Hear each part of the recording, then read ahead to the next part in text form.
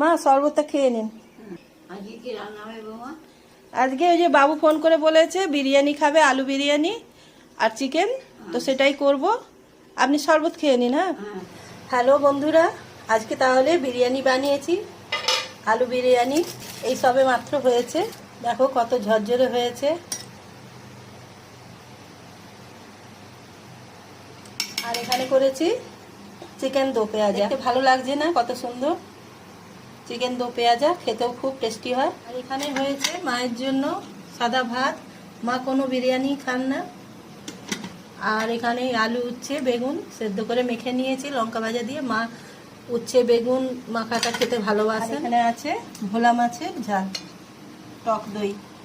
এই হলো আমার আজকের রান্না। যদি ভালো লেগে থাকে কমেন্ট করে জানাবে, লাইক শেয়ার করবে, হলে সাবস্ক্রাইব করে আমার পাশে থাকবে। আজকের মতো আসছি।